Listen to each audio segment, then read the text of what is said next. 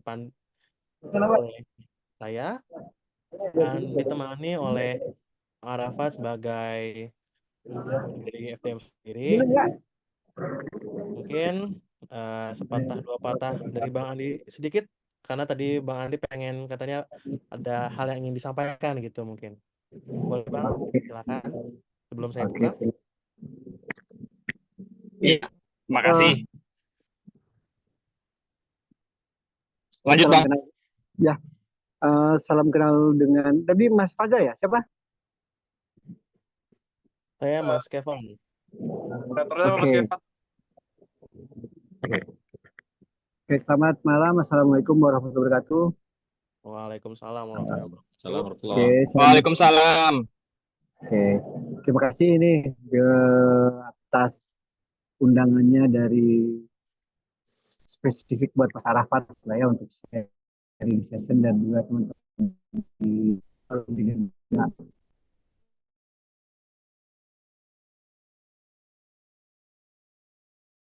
ya, cukup senang sekali apalagi Forum Digital Muda ini sudah banyak apa anggotanya itu dari berbagai kampus di Indonesia ya, khususnya dari Teknik Dirgantara kalau nggak salah ya, begitu ya.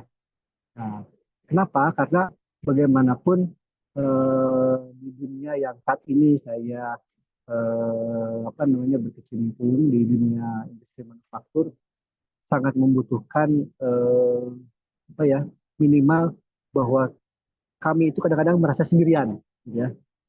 Industri apa teknik penerbangan atau teknik dirgantara dan kayaknya seakan-akan beban maju mundurnya industri dirgantara itu di pundak satu eh, satu industri saja. Sementara kita tentunya berharap ekosistem terbentuk, benih-benih baru muda terbentuk dan munculnya eh, apa sih eh, kalau saya bilang mungkin industri baru lah, industri yang penyokong yang bisa membantu dunia dirgantara di Indonesia itu semakin maju. Gitu. Pertama mungkin saya mungkin butuh 5 menit untuk menyiapkan bahan, untuk saya bisa share dan kemudian kita bisa mulai diskusi dan sharing sessionnya. Mungkin gitu ya, mungkin kepada panitia ya, mohon maaf sekali atas hal teknis ini. Saya harap dalam 6 menit saya bisa langsung share dan kita bisa mulai. Mungkin begitu ya, terima kasih ya. Oke, Ya, Bang Andi. oke. Saya off dulu 5 menit videonya, kemudian saya akan segera share. Terima kasih. Oke, mungkin segitulah teman-teman sedikit perkenalan dari Pak Andi Iriawan selaku manajer dari PT DI. Nah, mungkin kita akan langsung ke acara utama gitu kan. Mungkin teman-teman penasaran gitu bagaimana proses mengelola pengembangan suatu pesawat udara yang mungkin kita kenal dari PT DI ini N219 ya. Dari tahap konseptual, preliminary, bahkan detail-detail desain yang mungkin udah kita lihat banyak berseliweran di media sosial bahkan di forum internet bahwa N209 yang sekarang kita kenal sudah siap sudah dalam masuk fase uji terbang dan siap diperjualbelikan. Dan bagaimana mungkin keadaan dari sertifikasi kelayak udaraan dari hal-hal yang diminta dari PT DI. Mungkin dengan ini saya buka sharing session berdasarkan dari Forum Dirgantara Muda ditemani oleh mentor saya yang luar biasa itu Ahmad Arafat selaku founder Forum Dirgantara Muda dan beliau ini yang sangat mengarrangement saya untuk masuk ke dunia aviasi dan mungkin Pak Arafat silahkan untuk berikan satu dua patah kata sebelum nanti pembicara kita Pak Andi Aryawan melengkapi bagian-bagian yang akan jadi topik utama di malam hari ini. Ya, baik. Bismillahirrahmanirrahim. Assalamualaikum warahmatullahi wabarakatuh. Selamat malam. Salam Dirgantara semua, teman-teman. Pertama-tama, terima kasih dan selamat datang kita ucapkan kepada teman-teman yang meluangkan hadir pada malam hari ini. Ada kurang lebih 18 orang dan mungkin nanti akan bertambah lagi. Juga terkhusus senior saya, Bang Andi Iriawan. Ya. Tadi beliau dengan kesibukan beliau, ya biasalah, kendala teknis dan kurangnya koordinasi. Nah, ini juga tentu satu proof ya bahwasanya dalam merencanakan sebuah project, apalagi program ya untuk membuat produk itu tentu membutuhkan tidak hanya kerjasama tetapi koordinasi dan komunikasi. Nah, memang menarik ya. Saya mungkin izin memantik. Nanti juga saya minta Bang Saladin ikut ikut apa namanya menambahi ya sebagai eh, bagian dari FDM. Eh, Kalau kita lihat di CSR itu ada namanya CSR Part 21 tuh Mas Kevan. Itu terkait proses desain engineering. Jadi memang tadi saya menangkap dan sangat sepakat ya. Jadi saya juga baru ingat nih, senior kita Pak Andi ini ternyata seorang novelis ya Bang ya. Novelis apa cerpenis ya. Jadi memang Eh, autor. autor, wih, keren keren. Jawabannya autor, jadi pengarang, penulis. Saya juga Ya, lagi coba menjadi autor ini Bang ya. Mudah-mudahan kesampaian nerbitinnya. Jadi eh, ini tipikalnya menarik beliau. Beliau seorang insinyur, tapi punya hobi ya, hobi yang eh, nggak insinyur-insinyur juga gitu kan. Bahkan saya sama beliau selain di grup alumni penerbangan ITB juga ada grup sempalan ya Bang Andi ya, namanya grup Jalan Bersama. Grup Jalan Bersama itu isinya filsuf, Mas Kevan. Bahasanya macam-macam. Bisa bahas alien, bisa bahas agama, filsafat, dan lain-lain. Nah, tapi yang menggelitik saya ketika tadi senior saya Bang Adi mengatakan ya, seolah-olah seringkali orang yang bekerja di dunia aviasi atau dirgantara secara konsentrat seperti di pabrik pesawat, yaitu PTDI, itu dianggap mereka lah yang memikul tanggung jawab besar itu. Nah, saya pikir ini salah kaprah yang harus kita koreksi dari sekarang, ya Mas Kevan dan teman-teman.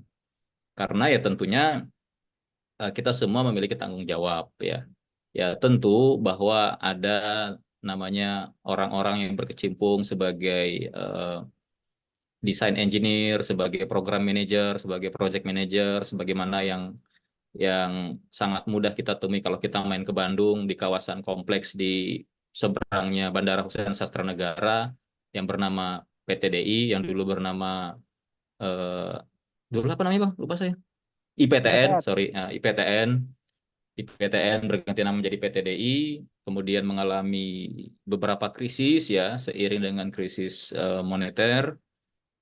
Ya tentu kita tidak bisa hanya menyatakan tanggung jawabnya ada pada satu bagian saja atau satu industri ya.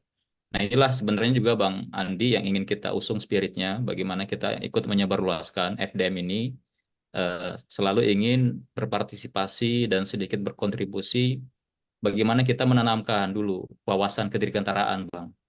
Nah inilah yang sering kali menjadi reason ya, tidak hanya reason kita untuk eksis, tapi reason untuk terus berkegiatan. Makanya memang kalau Bang Andi bisa melihat ini sebagai informasi, kita sudah puluhan kali mengadakan kegiatan webinar, sharing session, live Instagram, diskusi yang bagi kita harapannya tidak hanya untuk bahasa anak muda sekarang bacot only gitu ya.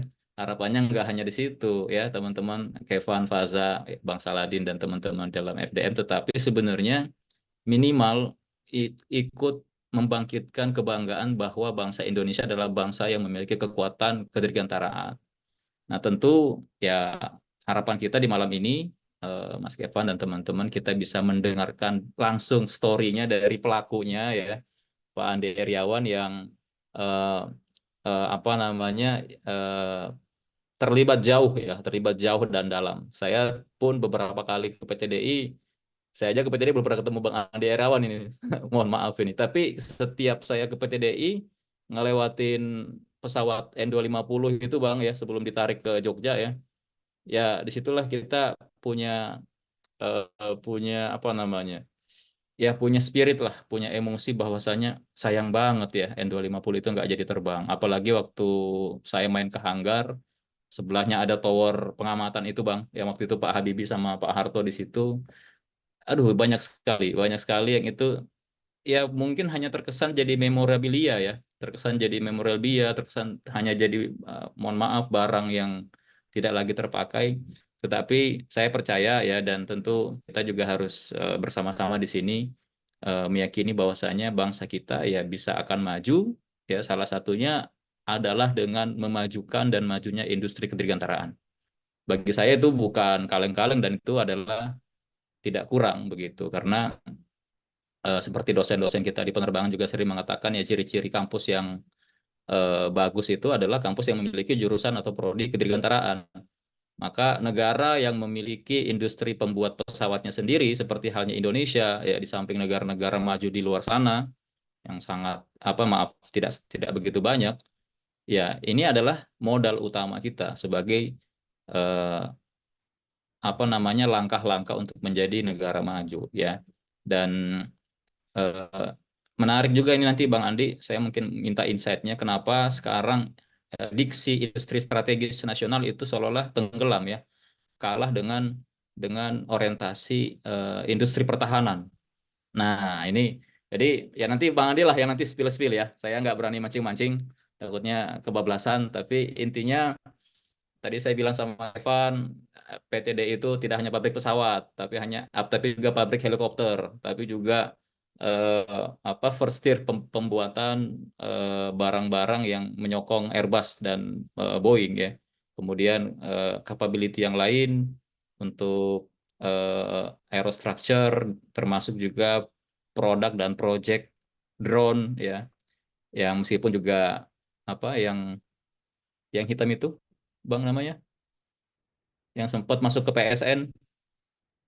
Male, UAV Male. Male, Male ya, Male ya. Saya tadi menyebut Male takut takut salah kata-kata. Jadi, nah itu eh, tentu eh, menandaskan bahwa sebenarnya banyak prospek ya. Saya sendiri waktu itu sebagai seorang perwakilan dari airline sangat melihat Bang peluang kerjasama antara BUMN PTDI dengan swasta, bagaimana memanfaatkan kapasitas hanggar yang ada di sana, dan saya pikir dari senior kita Pak Mamo juga sempat menceritakan lah untuk bisnis plan PTDI ke depan di luar core pembuatan pesawat ya dan lain sebagainya. Inilah saya pikir buat teman-teman yang hadir malam ini yang menyimak ya, saya pikir sekali lagi seperti pesannya Pak Andi di awal, jangan kita membebankan ke hanya satu pihak ya, satu dua pihak, tapi kemudian kita berpangku tangan ya kan.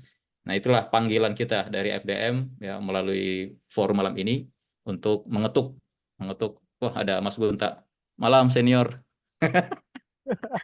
Benar. Untuk ini senior juga ini Eh, udah kita udah lagi jadi reunian leader. nih, demi Siap. Izin nyulik Bang Andi.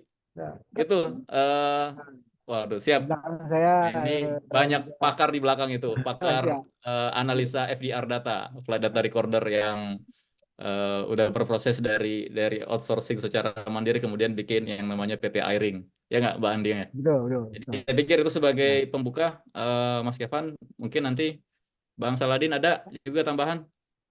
Pak Andi, makasih waktunya dan kita sangat looking forward dengar ceritanya tentang PTDI dan yang dikerjakan. Terima kasih. Saya kembalikan ke Mas Kevin. Salam Dirgantara. Selamat malam. Terima kasih Pak Rafat atas insight awalnya yang sangat menggugah gitu ya malam hari ini. Dan mungkin sedikit pengingat nih buat teman-teman kalau acara malam ini tuh hanya bincang santai yang nggak terlalu serius, tapi juga jangan dianggap bercanda karena saya yakin isinya materi dari Pak Andi ini daging semua lah. Kita harusnya setuju itu, apalagi seorang project manager yang sudah lama berkecimpung di dunianya. Dan mungkin untuk teman-teman kalau misalkan ada pertanyaan atau mungkin hal-hal yang ingin diajukan, komentari, mohon untuk tunjuk tangan atau angkat tangan dulu melalui kolom yang tersedia di Zoom sini, ataupun nanti bisa langsung bertanya melalui kolom chat. Lalu selebihnya mungkin saya serahkan kembali ke Pak Andi untuk acara selanjutnya. Terima kasih. oke, terima kasih Mas Kevin, salam kenal juga nih. Eh, saya izin untuk share ini saya ini ya.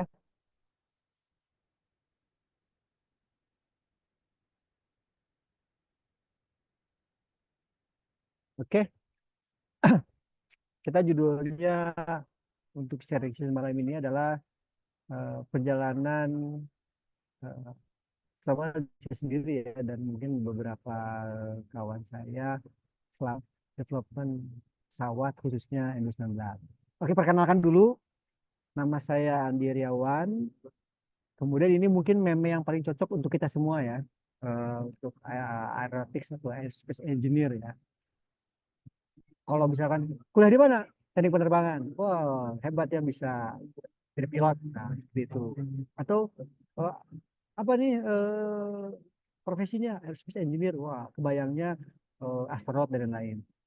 Tapi kenyataannya ya yang paling ujung bawah nih sebenarnya. Apa yang kita alami selama ini dengan keterbatasan fasilitas, ujung-ujungnya adalah seringkali komputer kita ngehang saat kerja ya. Mungkin ini joke saja dan ujung kanan itu banyak lah, termasuk mungkin bagaimana persaingan salary antara aerospace engineer dengan non aerospace itu agak-agak jomplang seperti itu ya. Oke, next.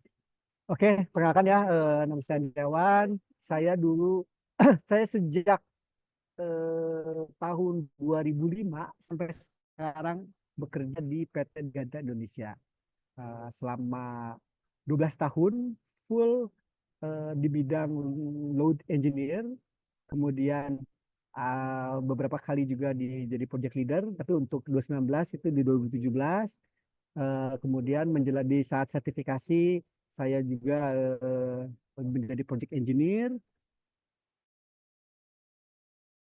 mulai beralih ke manajemen project, yaitu di project manager untuk N2019 TNI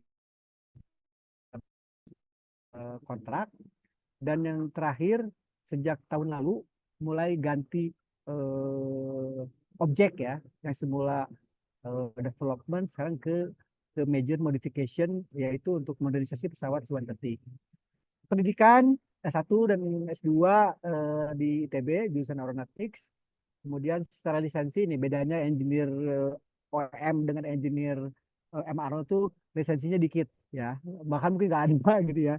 Kita bukan ke lisensi, tapi kalau mungkin ada disebut lisensi ya, saya adalah seorang CVE Compliance Verification Engineer sampai 2023 sudah expired.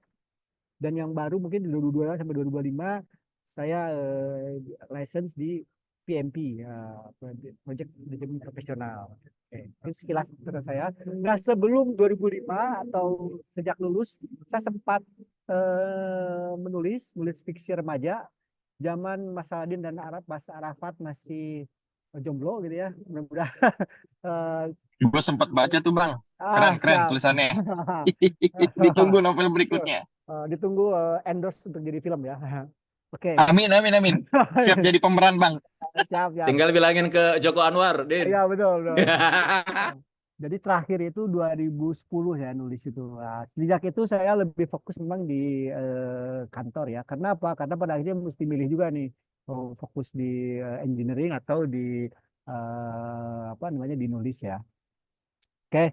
Nah, ini mungkin sharing aja. 2019 belum kenal. Ini ada sebuah pesawat yang pada akhir tahun 2020 atau awal 2021 ini mendapatkan TC Award.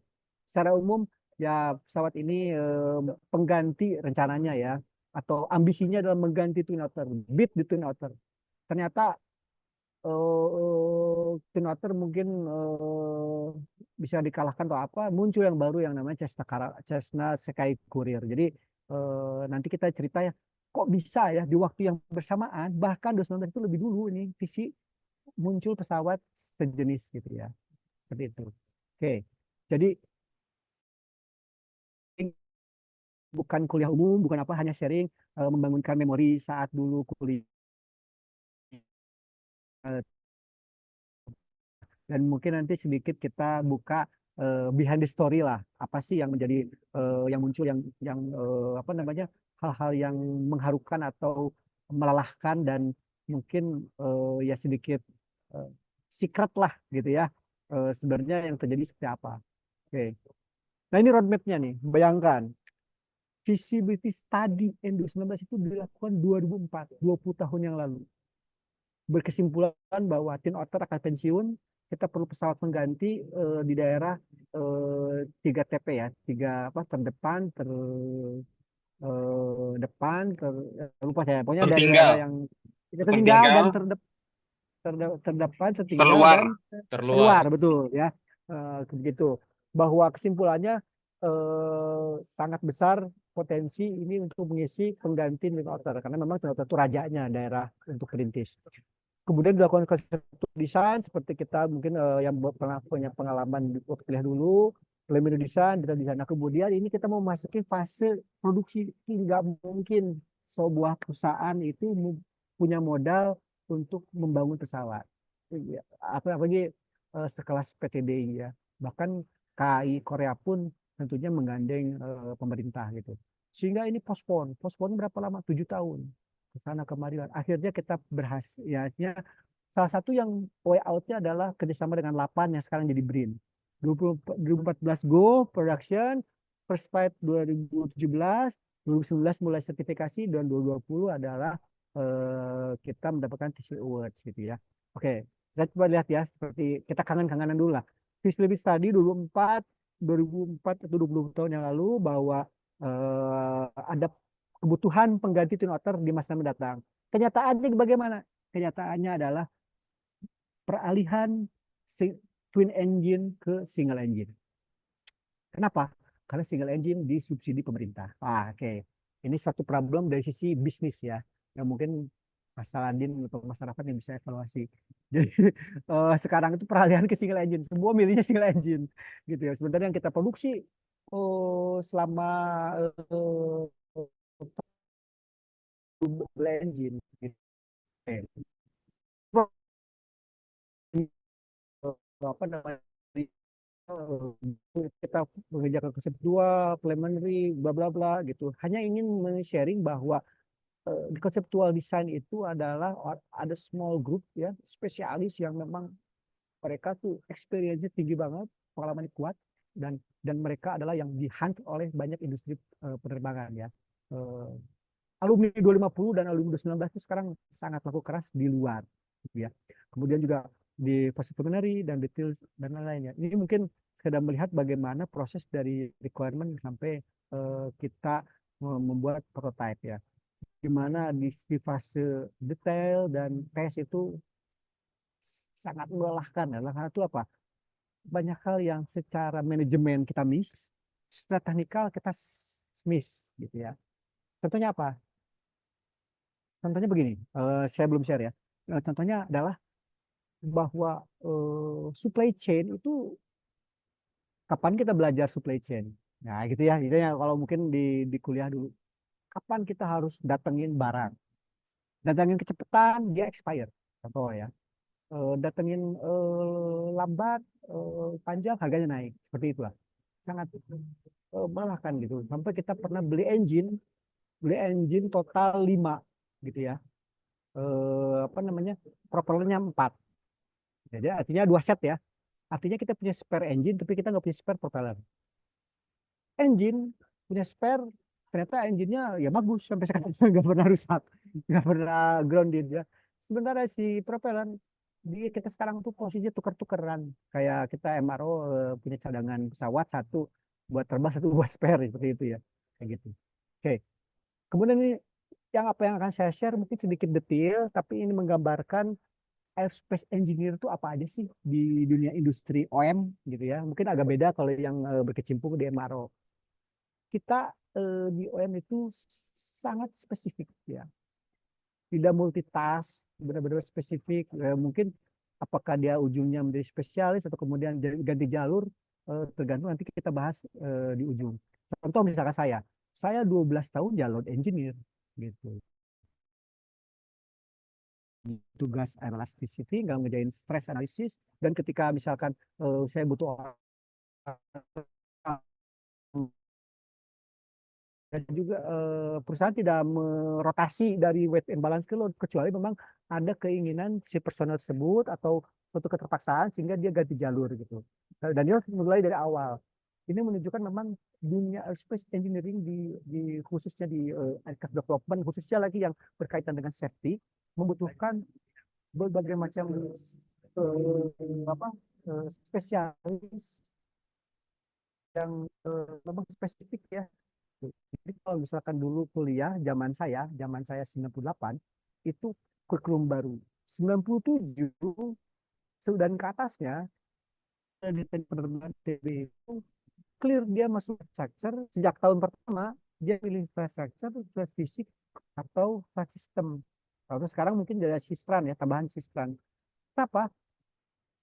Karena industrinya sudah siap menampung saat itu. Zaman N250 mungkin di luar negeri juga sama. Industrinya sudah siap menampung, yang dibutuhkan adalah orang-orang yang siap langsung terjun di bidang tersebut dan kemudian apa namanya involve secara aktif, tidak perlu lagi adaptasi yang panjang. Oke. Seperti dan load kemudian biasanya setelah sekian tahun 5 tahun dari junior engineer menjadi engineer, dari engineer kemudian apakah dia terus menjadi spesialis atau pindah sedikit menjadi leader ya di lead infrastructure atau di lead fisik atau dan lain-lain. Saya sendiri di lead setelah menjadi lead di structure setelah lebih dari 7 tahun. Oke. Nah, ini mungkin konseptual desain, bla bla bla, panjang. Ini mungkin hanya sekedar mengingat aja zaman dulu seperti apa, gitu. Nah, ini contohnya adalah proses preliminary design. Jadi setelah kita punya konseptual design, kita punya yang namanya luas sayap sekian, bla bla bla, apa landing gear-nya, apa base-nya, jarak TLM berapa dan lain-lain. Maka kita mulai ke preliminary design. Saat itu 2019 juga belum punya dana dari pemerintah, maka semua adalah capital dari sisi manpower dan man hours itu full dari PTDI, di mana kita mulai proses preliminary design, sebuah penjabaran dari konseptual design. Tujuh itu adalah area, kemudian kita tahu bahwa apa namanya beberapa requirement sudah bisa didetailkan, ukuran tire sudah bisa apa namanya didetailkan dan lain-lain. Sedikit didetailkan ya.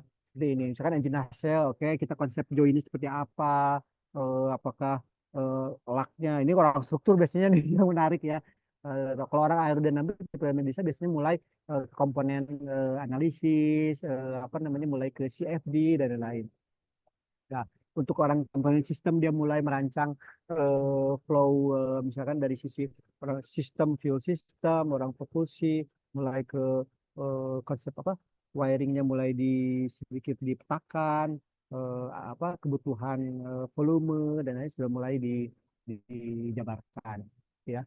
Detail sudah mulai masuk ke struktur analisis itu sudah siap produksi artinya memproduksi gambar-gambar yang kalau di oper di deliver ke manufacturing mereka sudah bisa langsung mengeksekusi.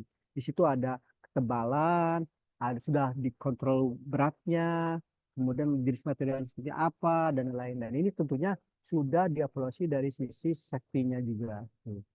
Nah, ini adalah prototypes 2019. Prototype ini kita buat 4 totalnya. Tentu saja jika tidak ada bantuan dari pemerintah, tidak mungkin PTDI mampu untuk memproduksi prototipe yang dibutuhkan. Di sini ada 2 nih. Nah, kenapa ada 2? Rata-rata kalau industri lain 4. Yang terbang tuh, jadi untuk yang terbang 2, untuk yang ground 2. Kalau pabrik kayak misalkan Chester Kurir, untuk terbang dia 4 gitu. Karena apa? Karena mungkin mengejar schedule. Kalau enggak ya apa? Durasinya sangat panjang. Dan karena kita tentunya ada keterbatasan, efisiensi dan lain, kita buat 2. 1 unit adalah untuk menguji flight performance, artinya beberapa stall speed-nya, kemudian maneuverability-nya seperti apa, dan lain-lain ya. Yang kedua adalah untuk menguji sistem. Jadi artinya navigasi, fungsi apa lain itu diuji di prototype nomor 2 gitu. Dan juga dia adalah dilengkapi dengan interior versi untuk customer. Nah, ini prototype yang 3 dan 4 ada untuk static test itulah. Di gambaran di mana quality ini ternyata pada akhirnya harus mengalah, akhirnya kita turunkan spek si produk kita gitu ya. Ini yang kedua misalkan kita mau terbang gitu ya, kemudian ternyata kita nggak punya test pilot. DKPP mencatatkan yang boleh menerbangkan pesawat ini satu, dia bukan tes pilot tapi tidak boleh sertifikasi, hanya eksperimental, oke. Tapi kalau kita harus sertifikasi dengan prosedur tes yang memang sangat ketat, maka kita harus siapkan tes pilot. Apakah PTD punya? Kita punya satu, yang kita butuhkan dua. Yang kita butuhkan adalah 4, gitu ya, 2 set kru, karena 2 pesawat, nggak mungkin pesawatnya 2, pilotnya 1. Maka yang salah satu yang menjadi berkah adalah kita punya test pilot KFX, yang saat itu program KFX-nya belum atau tidak sampai sekarang itu ya, atau jangan di tempat lah. Berkah itu menjadi berkah buat program 2019 yang memang apa, tidak menyiapkan lah, gitu ya, resource ini. Artinya apa?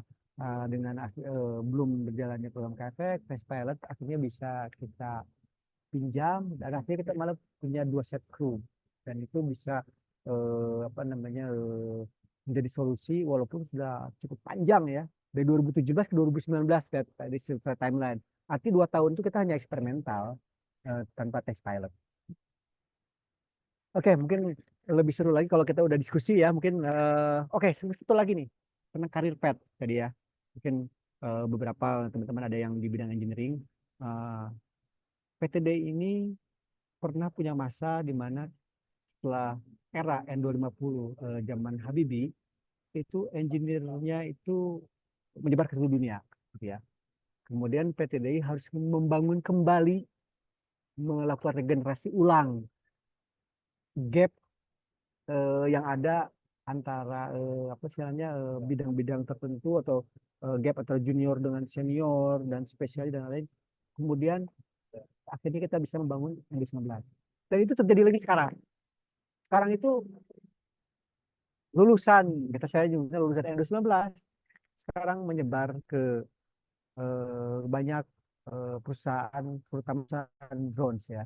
Ada beberapa. Jadi sekarang tuh di Jepang misalkan di SkyDrive itu sudah ada namanya kelompok alumni PTDI. Jadi makan siang bareng gitu ya, dan lain.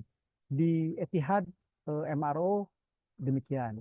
Di Jerman Medium demikian. Ada lagi saya lupa di Jerman itu ada yang sedang mengkonversi apa, beechcraft, saya lupa ya namanya, beechcraft atau apa yang menjadi amfibi juga demikian. Di UAE demikian.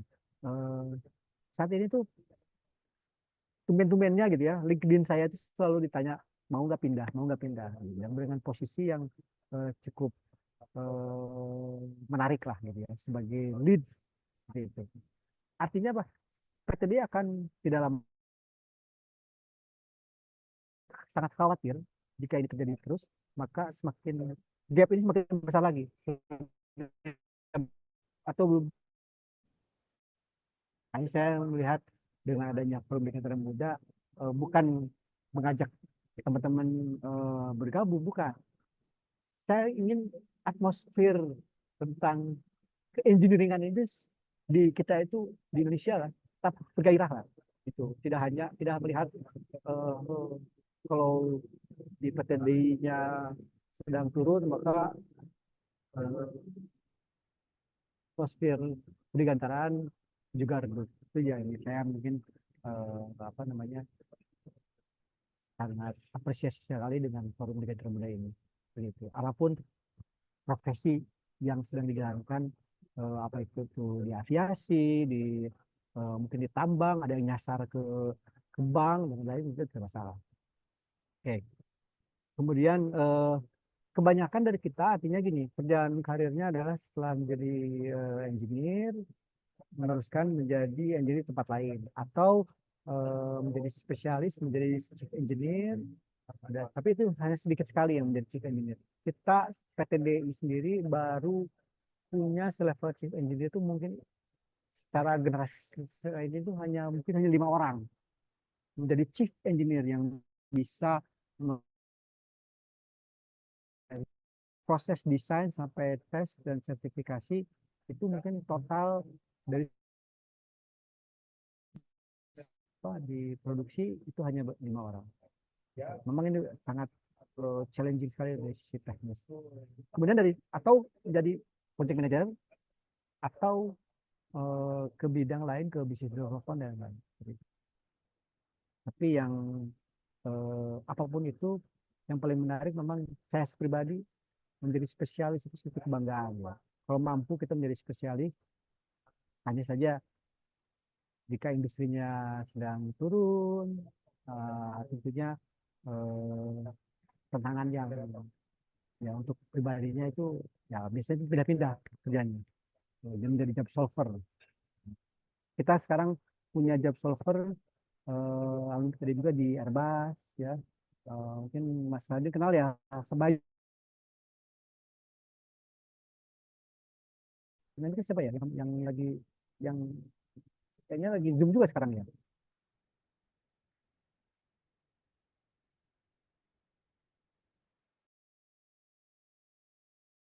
Mungkin Stefan, mungkin Mas Arafat, dari saya ini lagi ke Mas Stefan ya. Terima kasih. Wah, terima kasih Pak Andi karena telah memberikan hal-hal yang mungkin itu dalemannya dari PTDI ya, itu kan sebenarnya bukan informasi publik deh itu. Ini informasi yang sangat berharga, apalagi memberikan detail-detail yang nggak semua orang tahu gitu kan. Mungkin teman-teman ada yang ingin ditanyakan, tapi mungkin kalau boleh bertanya Pak, ini mungkin pertanyaan dari Ya. saya sendiri sih. Ini kan kalau dilihat N219 itu punya take off distance yang sangat pendek ya, bisa dikatakan ya, cuma 540 meter ya. Itu Ya. saya nggak kebayang gitu gimana, entah pengembangannya macam apa, sampai bisa bikin angka yang sekecil itu untuk sebuah pesawat 19 seater gitu. Ya. Jadi memang kriteria desain kita ketika kita membuat di RNO ya, mungkin apa ya, sering kayak di waktu kita membuat di RNO, kita membuat take off dan landing distance maksimum sebagai requirement berapa gitu ya, dan kondisinya payloadnya sekian. Nah, itu menjadi starting point kita melakukan desain. Dari situ kita harus memilih, kalau dari sisi aerodynamics, aerofoil apa yang paling tepat. Ya, yang karakteristiknya dia mungkin CL max-nya tinggi, kemudian stall-nya apa? CL max-nya tinggi, minimal semakin tinggi ya. Kemudian kita buat flap-nya di berapa dan lain-lain. Starting point kita di situ. Wow. Jadi itu menjadi dasar kenapa muncul 540, karena kita refernya ke Papua. Nah, di Papua itu ada beberapa landasan yang memang pendek sekali dan ketinggiannya juga lumayan. Nah, itu. Jadi starting point-nya adalah memang memenuhi kebutuhan di Papua. Oh, berarti atas dasar kebutuhan utama di Papua ya untuk menjamah Ya, tadi area 3T ya, makanya 3TP ya. iya 3T, makanya dibuat serancang demikian rupa ya. Ya, betul. Itu. Jadi desainnya misalnya contoh gini ya. Saat itu kita pernah sangat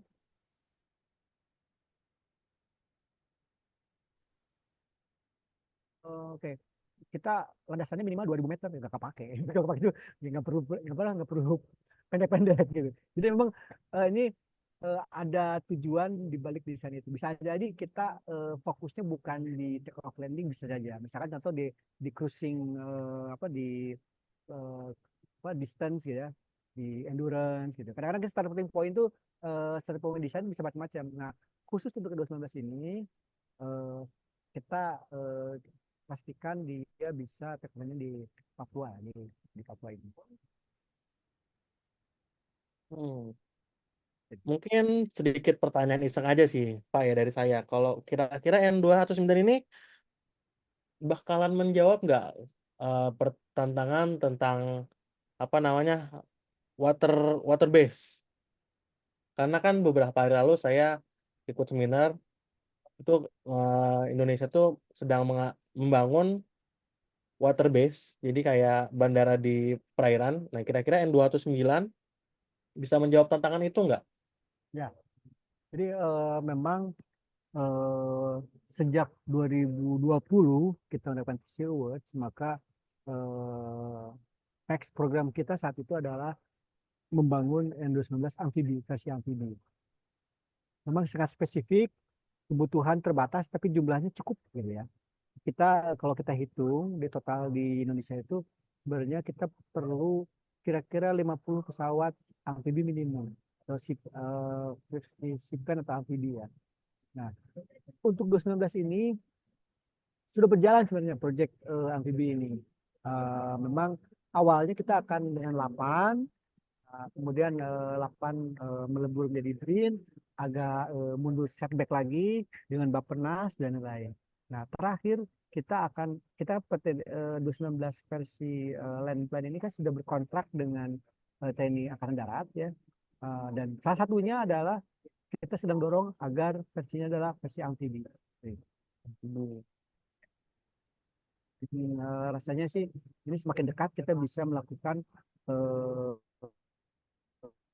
misi development untuk membangun prototipe versi amfibi. Hmm. Kira-kira seberapa dekat tuh Mas? Karena kalau dari apa yang saya baca, Bandara Waterbase ini kurang lebih dalam 4 tahun ke depan udah bakal ready tuh. Ya, jadi yang mungkin paling ready itu kan sebenarnya Banyuwangi ya, masalahnya Banyuwangi nih yang paling ready.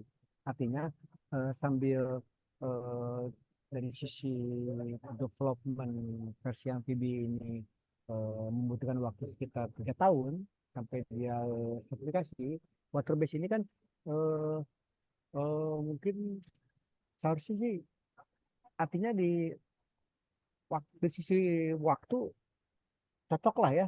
Jadi Mas ya, mungkin nggak ya, dari sisi waktu harusnya cocok antara program FIBI ini jika berhasil berjalan sampai kita bisa mendelivery ke customer pertama gitu.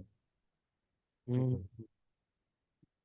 Tapi sebelum kemana-mana gitu kan Pak, saya juga bingung nih antara N250 itu kan ketika masih zamannya Pak Habibie masih ada ya, Ya, dapat terbang. Saya masih belum menemukan nih dari apa yang saya cari internet tentang N219 itu sendiri justru. hmm, Kemana tuh N219? Kayak saya nggak pernah melihat beritanya berseliweran gitu. Saya nggak seramai itu gitu. Kira-kira gimana ya. tuh? Memang ini apa ya? Saat kita mendapatkan TC Awards itu di akhir 2020. Itu di masa COVID gitu ya. Jadi ini anti klimaks dari perjalanan proses panjang N219, yaitu dari mulai produksi di 2014, kemudian 2017 itu apa namanya first flight ya, 2019 sertifikasi, 2020 COVID dan semua tiarap dan kita istilahnya pestanya kecil-kecilan gitu. Oh, private gitu ya, private party. Ya, bahkan saya sendiri ketika TC Awards ini saya masih ingat tuh, saya sedang isolasi. Saya yang istilahnya saya ngikutin dari awal, malah di pestanya saya nggak diundang. Wah, kesian sekali, Pak. Agak miris ya. Ya, jadi memang ini dan kita benar-benar setback aja gitu. 2021 kan masih COVID, 2022 mulai kita udah mulai ke normal ya, dan semua LOI batal lah gitu ya, dan kita baru dapat customer pertama itu di 2023, gitu, 2023 tahun lalu kita baru dapat customer pertama yaitu TNI AD.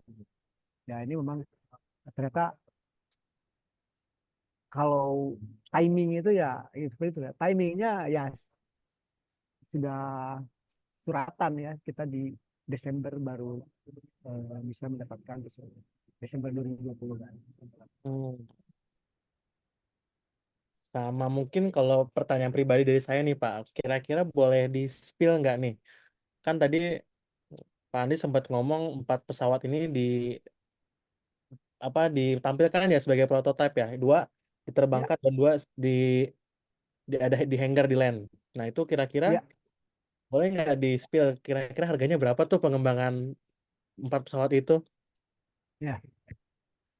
Jadi mungkin kita kita adalah perusahaan yang berhasil membuat pesawat dengan harga paling murah gitu ya.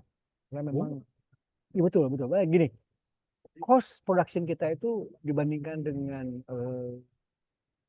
pabrikan sekelas, kita mungkin paling efisien dari sisi harga total gitu ya. Jadi total untuk melakukan development pesawat ini dan sertifikasinya, dan kita menghasilkan mungkin ratusan dokumen, ribuan drawing, kemudian total ada 4 prototype, 2 adalah terbang dan 2 lagi untuk di drone, itu 1,2 triliun, di mana terdiri atas Wow. 600 miliar adalah dana segar dari pemerintah, 600 miliar adalah man hours PTDI yang membayar kita sendiri. Jadi sebenarnya kalau dari sisi biaya, istilahnya ya, berapa sih pemerintah ngasih? Itu 600 miliar. Nah, coba ya, apakah besar? Ya untuk bikin pesawat itu ya, harusnya itu angka yang sangat sangat Kecil itu justru saya aku itu. Luar biasa itu angka segitu tuh. benar-benar. Hmm. Jadi Tapi ini apa aja?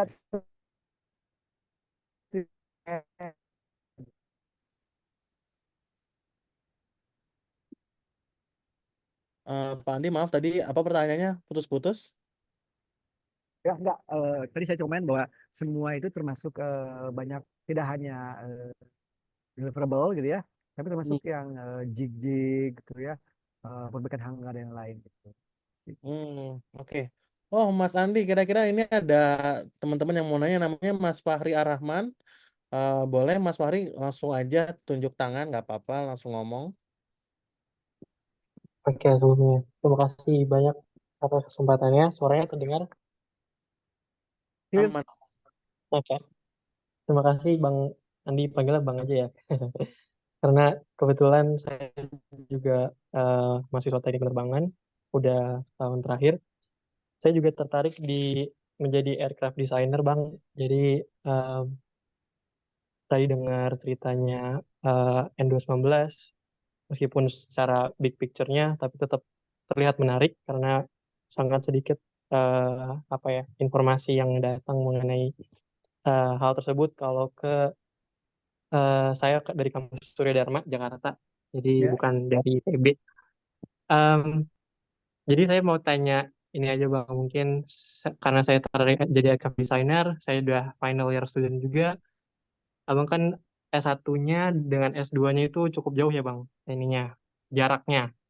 ya, Gimana sih Bang tipsnya buat saya nih ke depannya, apakah better saya ambil S2 dulu untuk belajar lebih banyak bagaimana membuat pesawat itu sendiri, karena skripsi saya juga tentang preliminary design. Saya buat eh, pesawat latih 2 penumpang elektrik, jadi juga sangat menarik buat saya pilih masa depan.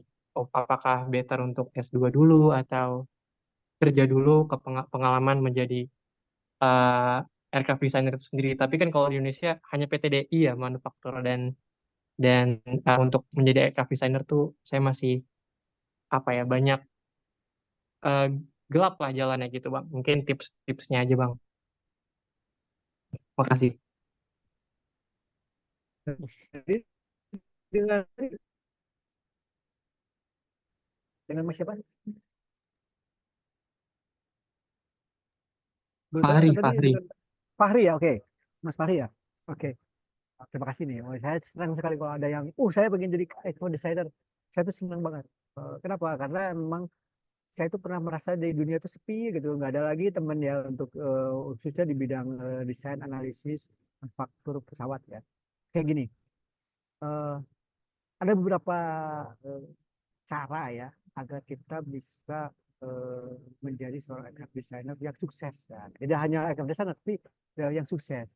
Kita anggaplah bahwa ini ada kita dari sisi achievement kita.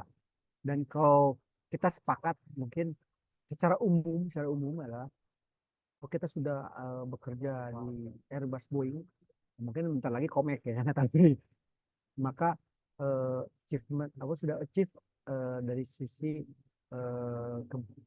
keberhasilan kita menjadi seorang engineer pesawat. Oke, let's say sekarang gimana sih cara kita lebih sederhana nih. Saya ingin kerja di Airbus, gimana sih caranya? Langkah pertama yang satu, kita gali pengalaman di perusahaan yang memang di luar Airbus. Satu, kalau di Indonesia di PTDI. Dua, di perusahaan penyokong Airbus. Karena Airbus sendiri sebagai perusahaan dia sendiri disuplai banyak perusahaan kecil yang menerima engineering work package dari Airbus. Ya. Tapi secara umum ya perusahaan di luar itu tidak menerima fresh graduate. Itu yang menjadi problem. Jadi roadmap-nya kelihatan ya, jadi kita bisa dulu ambil pengalaman di perusahaan non Airbus seperti PTDI itu. Setelah 5 tahun apply, nah biasanya minimal experience itu 5 tahun minimal. Di sisi teknis, dari sisi engineering mereka tidak menerima fresh graduate, yang mereka terima adalah experience ya di bidang tersebut, gitu, di bidang satu bidang. Gitu. Karena dianggapnya mungkin memang sudah ada beberapa yang memang dicari spesialis berarti di atas 10 sampai 12 tahun. Seperti itu. Yang kedua, nah mungkin ini lebih bisa lebih bisa diterima itu apa? Mengambil kuliah di luar, di Prancis, gitu ya, atau di Inggris, gitu ya, untuk mengincar di Airbus itu, bekerja ambil S2 di sana, kemudian internship di Airbus dan jalurnya seperti itu jalurnya. Jadi yang saya tahu dari pengalaman kawan-kawan yang pernah yang diterima bekerja di Airbus di Boeing adalah salah satunya. Kalau Boeing mungkin lebih sulit karena dia masalah nationality jadi isu. Jadi kalau di Airbus kalau memang non experience yaitu mengambil master kemudian magang di perusahaan di Airbus itu. Itu mungkin Mas Fahri ya gambarannya ya. Saran saya sih kalau memang kalau kuliah langsung keluar di luar. Kalau di sini atau dan kalau bisa di negara tujuan gitu. Karena chance-nya lebih tinggi lah, jauh lebih tinggi dibandingkan kalau lulus dari Indonesia apapun itu jurusannya misalnya dari aeronautics tapi untuk diterima di perusahaan seperti Airbus itu mereka selama ini nggak menerima atau nggak terima ya. Opennya ya yang pengalaman kecuali internship. Nah setelah internship jalur untuk extend menjadi apa namanya permanen itu lebih mudah. Oke, Siap Bang, terima kasih banyak. sama. Oke, semoga menjawab ya Mas Fahri ya. Mungkin langsung selanjutnya boleh ya Bang Andi ya, langsung nanya nih ya. Yap, ya. Ini ada Kevin Christian di kolom chat. Kira-kira Mas Kevin mau on mic atau dibacakan aja?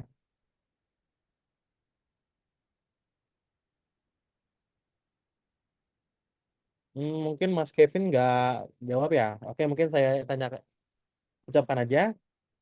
Izin bertanya, satu, untuk roadmap dari tahap feasibility study sampai production go, ada kalanya melakukan iterasi dan update requirement ataupun desain. Bagaimana untuk menjaga baseline atau versioning tersebut agar informasi yang didapatkan dari hulu sampai ke situ sama. Itu pertanyaan tuh. Pertama. Yang kedua, apakah authority sudah dilibatkan sejak awal dalam tanda kutip mungkin dari tahap preliminary design ketika kita mengajukan TC. Itu mungkin dua pertanyaan dari Mas Kevin Christian. Oke, terima kasih ya Mas Kevin ya. Jadi kalau Oke. kita bahas bagaimana agar desain requirement dan objektif di awal itu terkawal sampai akhir gitu ya. Oke, kita bicara tentang memang di sini engineering culture. Sistem engineering itu yang menjawab itu.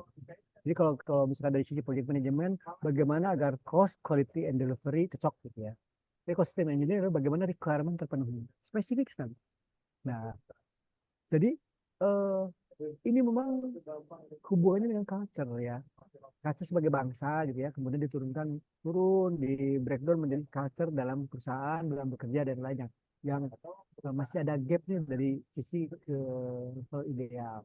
Sistem engineering ini di PTBI belum sebaik atau sesuai dengan apa yang kita harapkan gitu ya.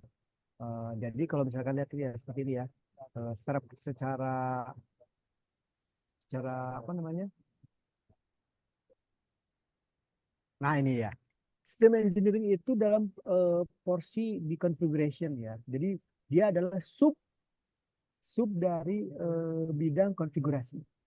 Nah, bayangkan beban mengawal sebuah requirement yang besar, requirement pesawat dari mulai apa namanya level konseptual, kemudian didetailkan sampai level akhirnya delivery. Oke, sesuai dengan desain itu dibebankan pada di level sub departemen lah, anggaplah.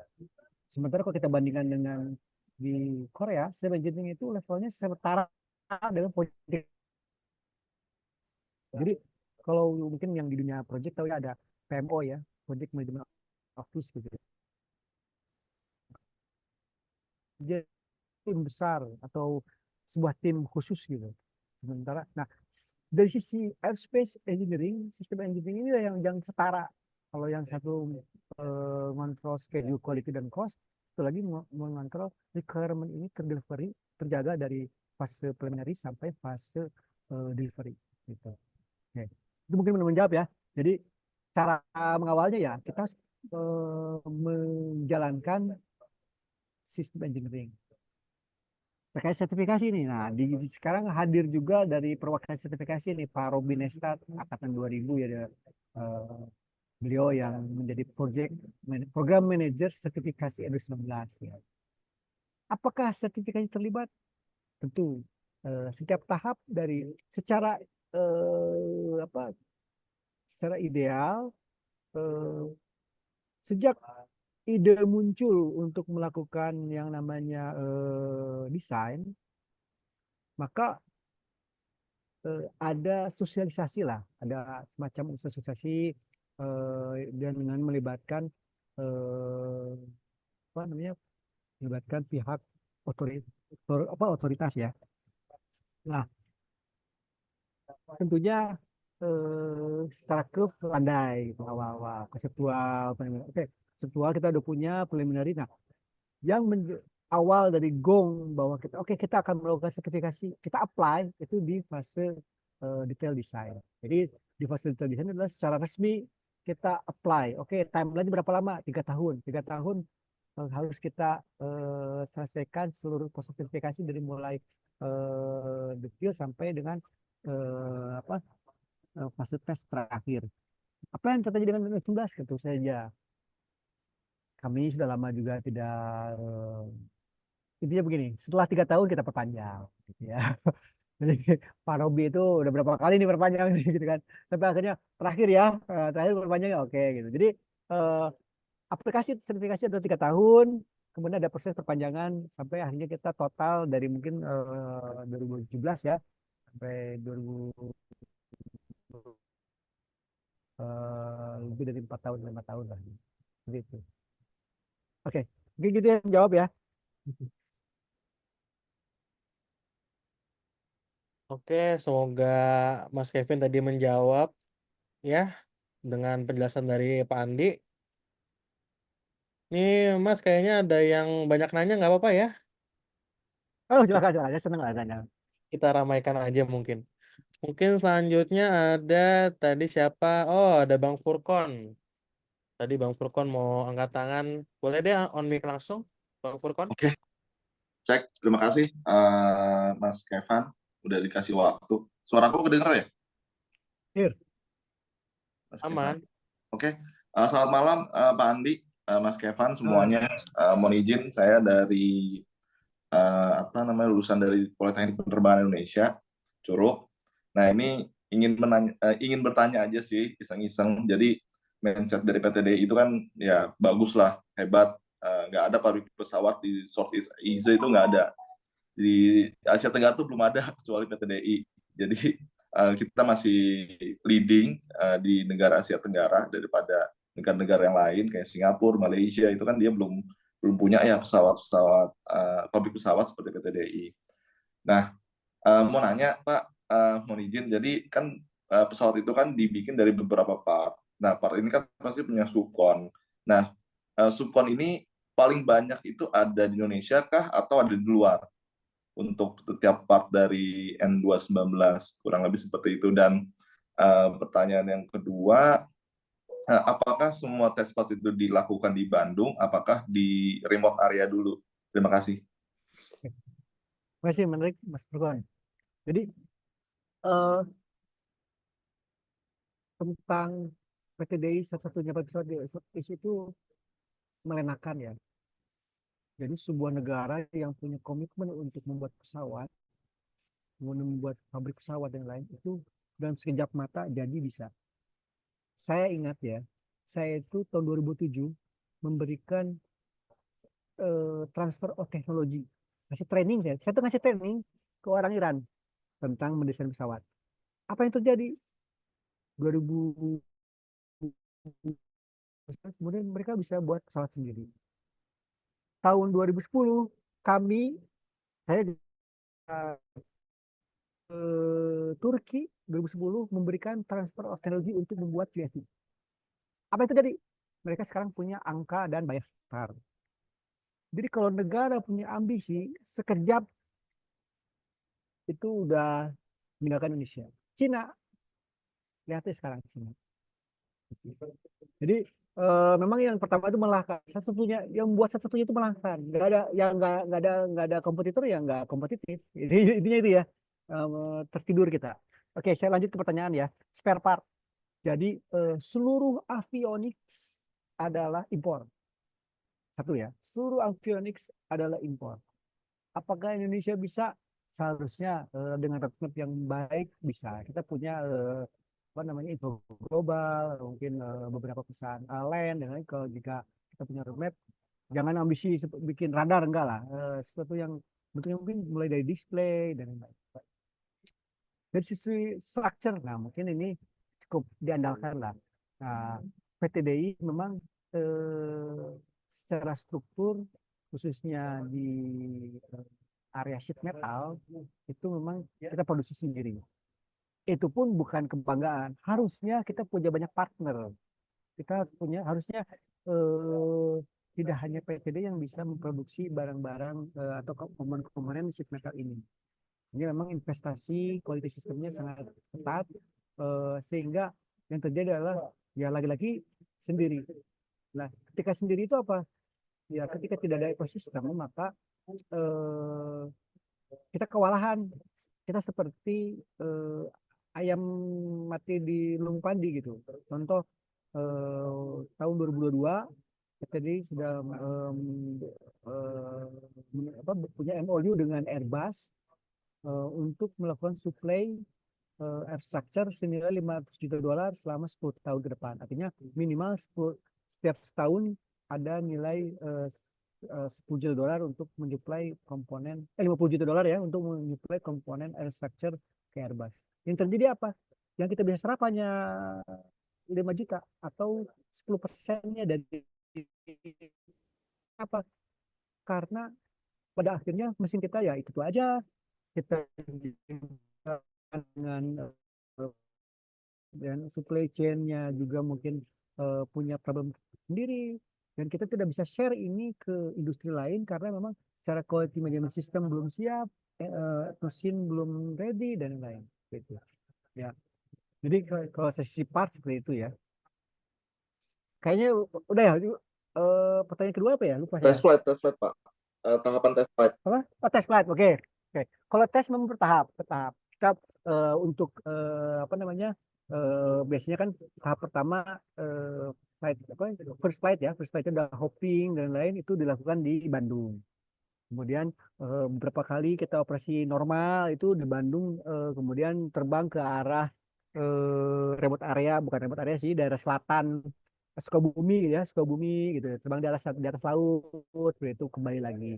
Nah, ketika kita membutuhkan apa namanya terbang malam misalkan dengan fasilitas yang kita pilih di Solo gitu ya. Kemudian kita menguji flutter dan diharapkan terbangnya di atas laut selatan yang bebas, kita terbang di Nusa Wiru Pangandaran. Jadi total itu saat ini tuh kita sudah melakukan 3 uji itu, eh, kemudian uji panas ya, uji untuk environment kita di Kertajati, one engine off kita di Kertajati. Jadi ada Kertajati, ada Bandung, ada Solo, ada Nusa Wiru. Kemudian next nanti untuk apa namanya uji landing di apa namanya di unpaved runway di Lampung, untuk yang crosswind rencananya di Kupang. Karena memang ada beberapa sisa pengujian yang belum sempat kita lakukan ya, dan kita putuskan untuk kita tunda gitu ya dengan beberapa pertimbangan. Jadi itu ya, jawab ya. Oke, terima kasih Pak. Sama-sama. Oke, semoga tadi pertanyaan Bang Furkon terjawab. Mungkin satu lagi nih, ada dari Irfan Abdillah mau bertanya. Di Indo kan sudah ada perusahaan MRO, GMF, dan manufaktur seperti PTDI. Nah, untuk mensupport industri dirgantara di Indo, pernah nggak sih baik dari pihak MRO ataupun manufaktur kepikiran untuk menggabungkan kedua perusahaan tersebut agar saling bersinergi? Bagaimana tanggapan Bapak dalam hal ini? Itu pertanyaan dari Mas Irfan Abdillah. Oke, makasih ya. Ini Oke. high level policy gitu ya pertanyaannya ya. Jadi secara kebijakan undang-undang gitu ya, saya nggak tahu undang-undang atau memang ini tradisi ya, harus terpisah antara OM ya, manufaktur dan MRO bisnis gitu ya. Gitu. Ini ibarat eh, produksi film dan bioskop harus dipisah gitu. Jadi ada dan demikian seperti itu ya.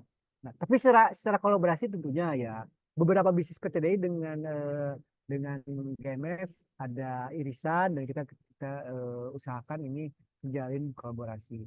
Tapi GMF memang fokus di MRO, PTDI fokus di manufaktur dan modifikasi. Nah, ya. Jadi sebenarnya bisnis PTDI itu clear ya. Satu, bisnis pesawat, artinya new ya, seperti helikopter dan pesawat fixed wing. Yang kedua adalah modifikasi. Yang ketiga MRO. MRO sendiri akan dipisah nih. Sempat dipisah, digabung lagi. Sekarang akan dipisah lagi. Tapi kalau dari pusatnya, PTDI sendiri, itu adalah new aircraft dan modifikasi, baik itu modifikasi avionics maupun dari sisi struktur, gitu ya, konversi dan lain. Nah, seperti itu mungkin.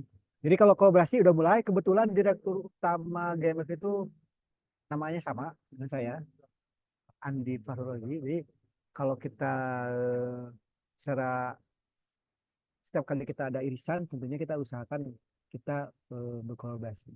Tapi tadi MRO dan OM ini ada kayak saya lupa, mungkin nanti kita tanya pastikan ya, apakah memang secara undang-undang harus dipisah atau hanya rule of thumb aja bisnisnya harus dipisah. Gitu ya. Hmm. Oke, apakah kira-kira menjawab? Ya. Oh, langsung dibalas mungkin ini sama Pak Haryo.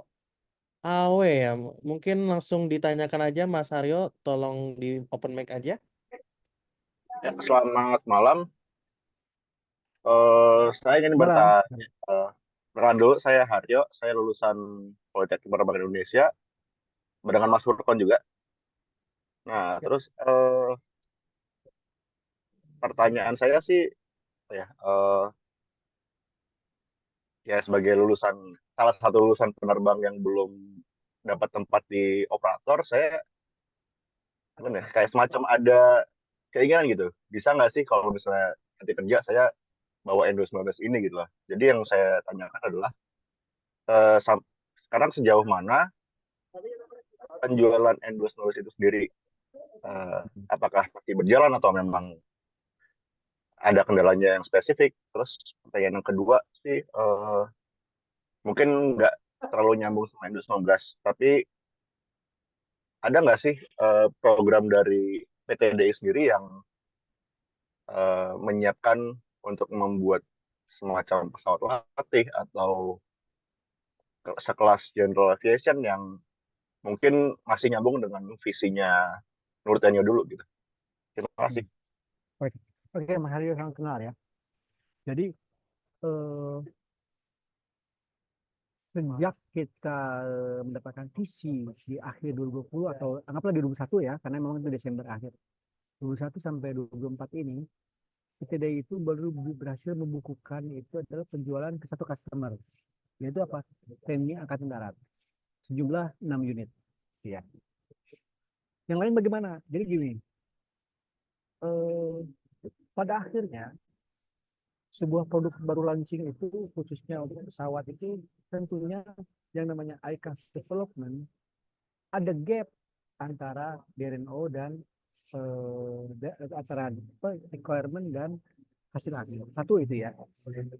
Apalagi kita mengukur dari masa Pak Habibie, kemudian berganti, kemudian sampai kita era saya lah gitu ya. Sekarang tentunya ini sebuah ada hilang generasi gap generation ya, hilang generasi udah kita isi, udah mungkin isinya tidak sempurna. Intinya adalah versi 1.0 ini tidak atau belum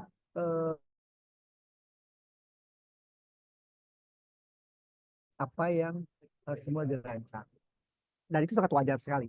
Boeing 737 aja tersebut berapa seri. Twin Otter, saat pertama Twin Otter itu dibeli oleh pemerintah karena nggak ada yang beli yang lain. Wajarnya apa? Disinilah peran pemerintah Amerika perhatian. Kasih modal lagi dengan beli pesawatnya, keluarlah versi 2.0 yang sama. Dari situ kita kembangkan untuk lebih. Jadi saya sih tidak pernah berkecil hati tentang proses ini. Kenapa? Karena di sini memang peran pemerintah masih terlihat. Yaitu apa? 2019 dibeli sehingga kita bisa memutar lagi rekap kita apa namanya pastikan pesawat ini bisa mencapai kebutuhan sesuai kebutuhannya gitu ya. Yang ketiga lagi trust publik khususnya pihak swasta ke PTDI ini sendiri perlu waktu ya, karena kita kan bertahun-tahun berpuluh tahun itu berbisnisnya atau berbisnis kita itu dengan militer, baik militer Indonesia maupun ASEAN atau mungkin Turki atau Afrika ya, itu dengan militer. Sementara dengan airlines itu mungkin jarang terjadi, mungkin pernah terjadi di zaman dulu Merpati, tapi itu pun sudah terlalu lama sehingga apa perlu waktu lah airlines itu untuk kelas dengan produk dalam negeri. Ya namanya juga kalau kita beli sepatu Cibaduyut, gini ya, salah satu mental kita ya, memang mental kita sendiri adalah barang itu harus kualitasnya seperti Jerman, efisiennya efisien Jepang, harganya di bawah Cina, nah gitu kan. Apabila bayar utang ya, seperti itu. Jadi memang perlu waktu sampai produk ini proven dan masyarakat atau industri dalam negeri khususnya aviasi bisa menggunakan atau memanfaatkan produk dalam negeri ini. Perlu waktu. Amerika aja perlu waktu kok. Itu Twin Otter itu dulu dibeli oleh arminya itu produk itu istilahnya diterima di ya.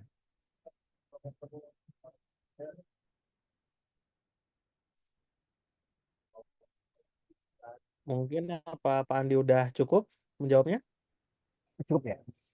Oh, cukup. Nih Mas, mungkin ada satu pertanyaan lagi dari Pak Arafat. Boleh Siap. Pak Arafat langsung on mic aja? Siap, hadir. Jadi izin Bang, saya jadi terkesima tadi paparannya menarik ya. Em, jadi having punya experience juga di airline MRO, saya banyak pertanyaan ini ke senior saya ini. Pertama, Siap.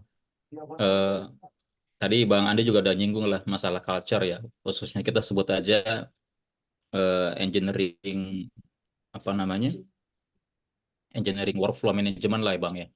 Tadi kan dari slide yang mengenai engineering itu kan ada 4 cluster ya, konfigurasi, kemudian apa? Nah, fisik, structure, sistem. Pertanyaan saya Bang, ini em, jenjang mendidiknya untuk menciptakan engineer-engineer yang paten dan mumpuni itu culture dan roadmap-nya seperti apa Bang selama ini untuk meng-create ya, mengeducate atau mentrain engineer-engineer yang memang mumpuni ya, dan tentunya kan eh, apa namanya, apakah itu spesifik untuk setiap produk yang PTDI punya atau sebenarnya engineer ini lintas eh, lintas produksi, misalnya Bang Andi sebagai load engineer, apakah itu secara basic sudah siap untuk di deploy ketika N219 maupun 235 CN maupun produk yang lain. Ini satu Bang. Kedua, eh, saya juga dari awal mendengar N219 itu dulu diskusi sama Kang Sani ya. Saya punya pertanyaan kritis begini. Apakah memang N219 ini masih bisa bertarung di pasar kita? Masih kompetitif secara market viability ya, dan teknologinya gimana gitu Bang? Karena kan saya juga baru ngeh ternyata lagging 7 tahun ya. Harusnya di 2007, kemudian baru di 2014 itu pun proses sertifikasi baru tahun tahun kemarin. Nah, karena ya tentu yang perlu kita lihat kan bagaimana how to market lah ya, bagaimana memasarkan produk ini. Itu pertanyaan kedua, Bang. Pertanyaan ketiga, Bang. Ini pertanyaan paling penting, Bang. Hal apa yang membuat Bang Andi masih setia di PTDI sejak 2005? Ini luar biasa loh ini Mas Kevin dan teman-teman loh. Saya aja nggak sesetia Bang Paripurna itu. Andi loh. Apa Din? Nah ini pelajaran dari senior nih Din. Harus Betul, kita betul. gali nih. Padahal Setuju. kita tahu nih, saya sedikit tahu PTD itu nggak sedang baik-baik aja itu, Pan. Ya Din ya dan teman-teman. Dari sisi cash flow, dari sisi macam-macam lah. Pertanyaan saya tuh dengan banyaknya tawaran di LinkedIn tadi Bang Andi udah singgung, kemudian banyak brand-brand udah keluar sejak zamannya Krismon. Itu apa yang masih Bang Andi tungguin di PTDI? Itu Bang, mohon izin. Siap, siap. Makasih. Oke, terima kasih Mas Rapat. Oke, ini yang pertama dulu ya, terkait dengan proses. Jadi gini, seperti singgung ya, bahwa saya itu nyaris nggak punya license. Ya. Kenapa? Karena memang secara keilmuan itu dia tidak melekat kepada satu produk. Dia melekat ke metode, metode dan regulasi, tidak ke spesifik produk. Gitu. Jadi kalau misalkan seorang yang, misalkan saya load, khususnya fixed wing lah, semua tipe pesawat mungkin dia hanya punya CSR 23 lima ya, deltanya mungkin kita bisa ukur. Jadi secara secara umum itu tidak menjadi problem. Artinya lebih ke tinggal metodenya. Kemudian dari sisi pengembangan SDM-nya ya pengalaman pribadi sih ya gitu ya, pengalaman pribadi. Masuk ya dihajar project gitu. Jadi ya tanya sana tanya sini. Karena secara SD, secara apa, secara keprofesionalan industri sebenarnya hanya menerima non fresh graduate. Jadi ya hanya PTDI yang menerima, bahkan graduate gitu kan gitu. Istilahnya seperti itu. Jadi banyak learning by Tapi doing Bang ya. dari sisi pengembangan, iya, Waduh, sama ya, juga ternyata. itu tentunya bukan bukan hal yang bagus ya. Itu sama ya. Kayaknya ini karena di sini spesifik, jadi kita dari by doing tentunya ini bukan contoh yang baik, tapi itu yang terjadi gitu. Dan rasa-rasanya sih eh, yang survive memang banyak yang survive. Oke, yang kedua tentang Saya lupa deh. Jadi ingat yang ketiga malah. Yang kedua apa sih? Marketnya Bang, bagaimana Oke, market memasarkan ya. sementara Oh, jelas lah. persaingannya. Ya, ya. Jangankan ngomongin produk competitiveness, ngomongin jalan tol dibangun oleh Jokowi di Papua aja itu sudah bukan problem ya. Itu challenge tersendiri dengan pesawat gitu. Dulu kan hanya bisa dicapai oleh pesawat. Sekarang tiba-tiba ada jalan tol, jalan lebar dan lain. Ya, tentunya apa namanya? eh, Secara market pada akhirnya kita kan bukan lagi era produk oriented ya yang kalau pernah dibahas di grup ya. Ya udah sekarang tuh ya kalau nggak bisa unggul produknya ya kita unggul servisnya gitu, atau kita terus upgrade produk tersebut sampai memang secara market bisa masuk, atau ya market kita expand. Kalau dulu memang fokus Indonesia ya kita ke Afrika. PTDI itu kalau jualan di Afrika sering gitu, udah biasa gitu, jualan ke negara Burkina Faso, Senegal, Guinea, Nigeria gitu. Jadi dan itu seluas bumi kan gitu ya. Dan di situ kompetitifnya bukan lagi ke produk, tapi mungkin ke after salesnya, ke spare-nya gitu.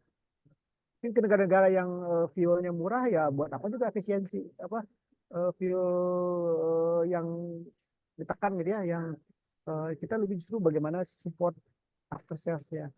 Saya sih pandangan saya seperti itu ya. Saya melihat bahwa eh, ya kalau memang Indonesia itu pasarnya tidak terlalu terbuka ya kita masih bisa ke Amerika Selatan, kemudian Afrika gitu. Kenapa? Karena memang produk PTB di sana ada dan kita artinya tidak start from zero lah untuk apa istilah bisnis ya, market suatu lah gitu ya. Yang ketiga nih, kenapa saya makin masih di PTD ya? Ini pertanyaannya memang dari saya nikah juga ditanyain sama istri, kamu masih di PTDI gitu ya. Begini, mungkin ini pribadi ya, personal ya. Satu memang kalau orang Bandung lahir tahun 80-an atau 70-an akhir, pasti ada keluarganya, tetangganya orang kerja di PTDI. Gitu. Jadi memang influence saya itu dari kecil itu di PTDI.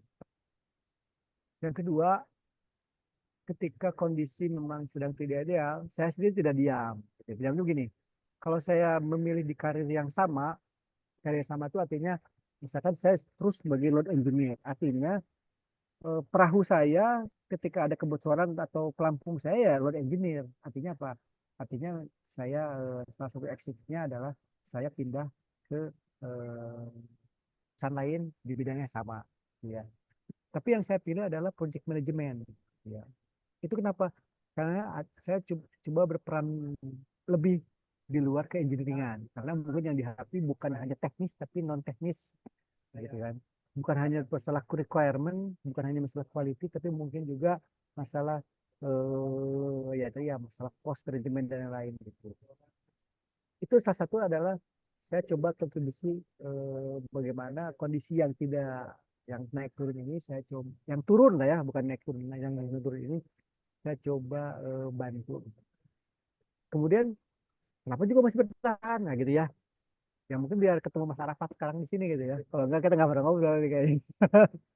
Ya saya tentu semua orang punya alasan masing-masing ya. Bisa jadi saya tuh udah misalkan saya udah beli rumah di Bandung gitu. Aduh harus dijual dan lain kalau saya pindah gitu kan ada. Jadi macam-macam lah.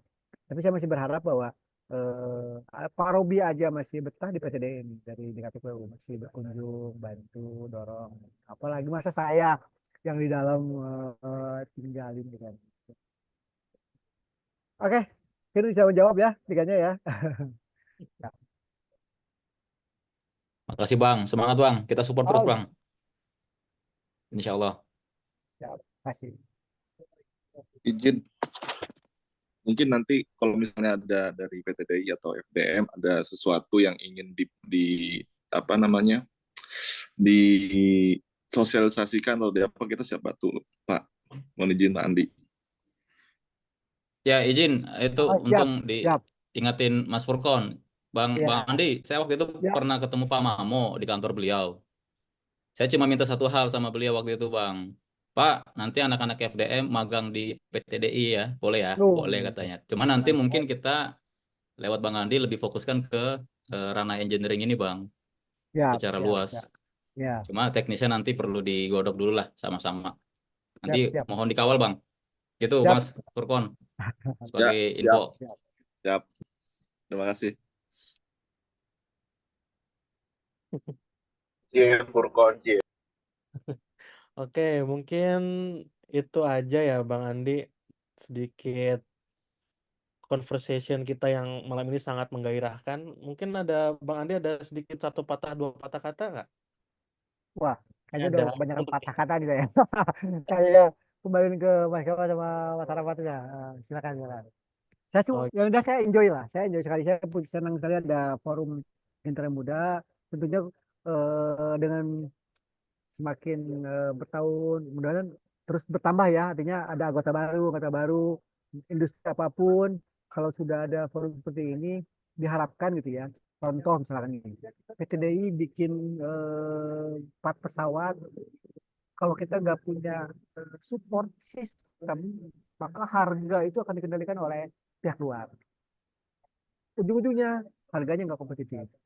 Kemudian kita tuh kan ya tidak hanya 2019 saja, kita juga butuh drone gitu kan, drone yang bisa memenuhi ekspektasi baik di militer maupun komersil gitu. Dan PTD nggak mungkin melakukan itu semua, harus ada perusahaan lain gitu. Dan kita akan support. Kita contoh yang bisa disupport oleh PTD adalah quality system. Kita sudah punya quality system sehingga sekiranya memang ada apa namanya perusahaan drone yang ingin coba apa istilahnya itu go gitu ya, go nasional atau apapun, PT dia itu siap bantu dengan apa dengan quality sistemnya. Karena apa? Sudah jadi saya ingat dari salah satu dosen saya adalah BUMN itu tidak boleh melawan rakyat, kan pemerintah. Rakyat itu artinya swasta nasional. Kalau swasta nasional, PT ini nggak boleh bikin A. Jadi kalau ada perusahaan drone sekelas payload misalkan 500 kilo, maka PT DI nggak boleh bikin di payload tersebut. Itu sudah istilahnya di mindset kita lah gitu. Kita support. Ya kita harus bikin yang lebih baik karena kita itu adalah bagian dari pemerintah. Jadi itulah. Gitu. Oke, mungkin dari saya cukup sekian. Terima kasih. Saya kembali lagi ke Mas Kevin dan Mas Arafat dan saya juga ya. Silakan. oke, mungkin itu sedikit satu patah dua patah kata dari Bang Andi yang sangat luar biasa malam ini dan mungkin kayaknya udah Bang Saladin sudah gatal nih mulutnya mau ngomong sesuatu nih. Boleh dong Bang Saladin di open mic-nya kita. Siap, makasih Bung Kevan. Bang Andi, apa kabar? Tadi ada Bang Baik, Nesta baik. juga ya? Bang Robin Nesta Iya, juga ya? ada tuh. Jahil dia nanya aneh-aneh. Bang, Ya. ini saya lagi baca thanks to-nya. Mungkin minta tolong sama Faza ya, sambil di share screen. Saya lagi baca thanks to-nya novel Abang. Karena Abang waktu itu bilang tentang kecoa ya. Siap, siap. Bener nggak? Ingat nggak? Ingat. Jadi ini mungkin sebelum saya masuk ke closingan ya Bang Arafat ya, saya izin flashback sedikit. Karena menurut saya seorang lulusan teknik penerbangan, bahkan dari ITB bisa buat novel itu suatu hal yang menurut saya luar biasa Bang Andi. Jadi saya waktu mahasiswa, waktu di KMPN tuh saya respect banget Bang, ada alumni yang bisa nulis novel. Jadi seneng banget lah bisa hadir dalam kesempatan ini, ngobrol sama Abang. Thank you Bang Arafat dan FDM udah fasilitasin. Tapi saya menarik nih Bang Andi karena menulis Bang Andi berterima kasih kepada kecoa. Karena kecoa itu adalah mungkin spesies paling terakhir yang akan dijadikan hewan peliharaan oleh manusia ya Bang ya. Jadi di tahun pertama teman-teman Bang Andi dia bilang di tahun pertama kuliah saya pernah melakukan penelitian tentang bahaya asap rokok dengan menggunakan beberapa ekor kecoa sebagai binatang percobaan. Ternyata pilihan saya salah karena mereka nggak mati-mati juga. Dan baru lucu banget saya sadari bahwa jangankan oleh asap rokok, oleh evolusi jutaan tahun atau radiasi nuklir menimpa pun, kecoa akan terus bertahan. Keren. Jadi thanks to-nya Bang Andi aja tuh udah menggambarkan pemikiran yang berbeda daripada ya Bang Arafat ya. Kan biasanya kan thanks to-nya dia kepada ini, tapi dia thanks to-nya kepada kecoa yang yang menurut saya ini suatu ya pemikiran yang nggak semua orang punya lah Bang Arafat. Jadi ketika Betul. Bang Arafat tadi menanyakan pertanyaan yang paripurna tadi itu kenapa Bang Andi masih bertahan cukup lama di PTDI, berapa lama Bang? 19 dari 2005. Ya Bang ya. Luar biasa. Luar biasa ya. Jadi Benar. jadi mungkin terinspirasi dari sifat kecoa ini juga ya. Jadi terus bertahan sampai kapanpun Bang. Jadi apapun bahaya Aduh. menerpa, Abang tetap istiqomah lah istilahnya ya Bang Arafat ya. Jadi Din, Istiqomah. Jangan. izin masuk. Itu Bang Andi itu udah melampaui zamannya. Jadi karena terminologi kecoa itu udah dipakai sama Silicon Valley untuk mendeskripsikan dunia startup. Sebelum iya. dia ada decacorn, unicorn, paling bawah itu adalah bisnis yang sifatnya cockroach, kecoa. Karena nggak gampang mati. Jadi selalu ada Bener. terus. Itu luar Sustain ya, biasa Bang. tuh. Thank you Sustain ya. Bang Saladin. Sustain banget, Iya. udah brought up itu istilahnya. Ya. Lanjut Iya. Din. Apa? Ya, jadi closingan thanks to-nya itu dia bilang, Bang Andi bilang, tapi cerita dalam novel ini tidak berawal dari kecoa, hanya saja seandainya seseorang memiliki sifat bertahan seperti binatang itu, entah butuh waktu berapa lama dan cara apa untuk membuat dia menyerah dengan segala apapun yang indikan, gitu ya Bang ya. Oh iya. Jadi ingat kan, Abang nulis itu kan? Ingat lah ya. Tahun Saya 2004 itu. 2004 ya. Terus cetakan kedua di 2013 Bang. Ya. Cetakan ke-13. Ya, siap. Oke, jadi ini ada kaitan dengan yang coba share screen nih buat Bang Andi dan yang mungkin lagi join Zoom pada malam ini. Jadi tadi Bang Arafat sudah memulai opening tentang ya kita bisa bilang PTDI dengan segala perkembangannya. Saya ingin menutup closingan ini juga ini bisa menjadi suatu apa ya Bang Andi, Bang Arafat dan teman-teman semua. Ini suatu prestasi yang menurut saya juga jangan dihiraukan. Ya. Gitu. Karena N212 ini juga sudah terbukti ya Bang Andi ya. Dia Kasa 212 ini terbukti sampai sekarang juga masih bisa dibilang masih diutilize. Kalau nggak salah sempat dipakai sama Philippine Navy atau apa ya Bang ya? Lupa saya tuh. Pokoknya Ya, diutilize lah. Jadi ya. Filipina 4, sekarang lagi order 6. Nah, artinya ini sifat kecoa juga nih Bang, bisa bertahan dengan lintas generasi juga ini. Ya, benar. Ini emang pesawat ini bukan powerful ya. Ya pokoknya bertahan aja sekarang. Dari tahun 70. Dari tahun 70 atau 60 ya, 70-an. Iya, dari tahun 70-an. Dan artinya ini kan juga sebenarnya kalau misalkan kita tetap bisa bertahan, populasi daripada pilot-pilot muda bisa diarahkan ke sini juga Bang, benar nggak? Ya, betul. Jadi ya kembali lah Bang Arafat, mungkin nanti kita bisa samerikan bahwa sebenarnya Forum Dirgantara Muda ini adalah suatu wadah yang bisa saya bilang kita mencoba meramukan dan meracik dari semua narasumber yang ada ya Bang Arafatnya. Sebenarnya titik permasalahan penerbangan khususnya di Indonesia itu apa sih sebetulnya? Apakah kita kekurangan orang-orang pintar seperti Bang Andi gitu misalkan tadi kan? Ataukah kita kurang orang-orang yang punya duit misalkan Bang Arafat? Nanti kita cari titik temunya. Dan kalau Bang Arafat selalu bilang ke saya tuh kita jadi apa Bang? Advokasi ya.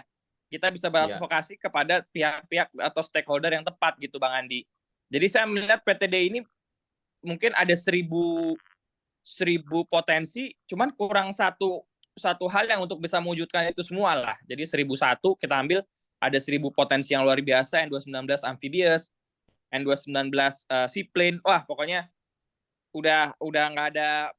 Kalau bicara Indonesia dengan N216 itu udah saya rasa semua aspek itu bisa terpenuhi lah. Jadi kembali kepada closing saya tadi, dengan kita lihat di artikel ini N212 bahkan Spanyol aja udah nyerah ya Bang. Spanyol aja udah nyerah. Kasa Spanyol udah nyerah. Ini membuktikan bahwa kalau Pak Bang Arafat selalu bilang ke kita adalah almarhum Eyang Habibie dan Prof Diran ya Bang ya. Itu memang harus bisa kita lanjutkan lah Bang Andi dan teman-teman semua di sini. Kalau bukan kita ya siapa lagi lah sebagai apa namanya praktisi atau maupun pihak-pihak yang mencintai Dirgantara Indonesia ini gitu. Jadi mungkin sekali lagi saya closing menyampaikan apresiasi kepada tidak hanya kepada Bang Andi tapi seluruh teman-teman dan rekan-rekan yang ada di PTDI. Mungkin dibalik dengan segala kekurangan yang ada terjadi di saat ini, apakah itu dari pemerintah maupun pihak lain, tapi kita tetap punya orang-orang seperti Bang Andi yang bisa terus melanjutkan perjuangan ini dan bisa tetap yakin lah kalau misalkan produk anak bangsa itu bisa berkompetisi ya Bang ya. Siap. Karena kemarin saya habis ketemu juga dari Sky Courier tuh. Jadi dia promosi juga ya, tapi saya lihat aja memang ya itulah tadi Abang bilang kalau kita nggak ada kompetitor pun juga nggak seru ya. Betul. Jadi begitu ada kompetitor kita akan bersaing sama-sama bersaing dengan sehat menciptakan produk yang terbaik, produk yang bisa diserap oleh masyarakat tidak hanya di Indonesia tapi juga di dunia. Salah satu contohnya adalah N212 yang Abang bilang tadi, Filipina udah mau order lagi 6. Itu aja. Mungkin closing dari saya. Terima kasih sekali lagi Bang Andi, Bang Gunta, Bang Nesta, dan semua senior yang bergabung. Bang Arafat, ayo kita realisasikan nih FDM PN Indo goes to PTDI nih. Nanti biar Siap. di host sama Bang Andi. Siap. Industri Udah, sekian retreat aja. ke PTDI. Industri. Siap. Sekian aja, saya kembalikan ke Kevin. Assalamualaikum warahmatullahi wabarakatuh. Waalaikumsalam. Makasih Bang Din. Thank you Bang Arafat. Wah, luar biasa Bang Saladin, sangat menggebu-gebu sekali. Ini mungkin sudah terlalu larut ya, maaf ya Bang Andi, sudah diajak ngobrol sampai ini terlalu seru ini sampai ya kita lupa waktu ya. Mungkin kita ingin segera akhiri saja ya. Mungkin kita masuk sesi dokumentasi dulu ya untuk mengabadikan momen ini yang nggak datang 2 kali. Mungkin teman-teman yang berkenan untuk membuka kamera boleh dong dilihat muka gantengnya, muka cantiknya biar kita barangkali next time bisa bertemu sapa. Mungkin untuk sesi dokumentasi ini saya serahkan ke Mas Faza, silakan. Oke, halo, selamat malam. Kenalkan saya Faza dari DM. Untuk teman-teman boleh nyalakan kameranya. Kita akan foto bareng bersama sebentar. Oh, udah siap tuh foto di sana tuh. Halo Bang. Siap senior. Siap senior. Sangat Itu Yo, Za, apa-apa. Saya Za, nggak nyala abang nih. kita udah nungguin nih, Mbak. Za, ulang Za. Aduh, kamera saya nggak nyala nih, ntar. Nah, pakai foto Waduh, sama oke, kita oke. aja dulu. Bang, diulang Bang. Sorry Bang, belum foto tadi Bang. Oke, yang siap 3 ya. orang. Saya hitung mundur ya. Dipanggil lagi Bang Andi. Bang Andi, tolong Mas dipanggil lagi. Guntanya. Ya, 5, 4, 3, 2, 1, Seichi. Salam Dirgantara Muda. Sekali lagi. Sekali lagi boleh. 1, 2, 3. Oke, dapat. Mantap. Luar biasa. Oke. Terima kasih rekan-rekan. Oke. Sehat semua Bang Kembalikan yang ke di Kevin. Bandung. Thank you semua ya. Bang Andi, makasih. Mana, amin. Mas Gunta. Salam. reunian ini. Ya, selamat malam teman-teman. Izin saya akhiri Zoom-nya. Siap, makasih Pan. Oke, Pak.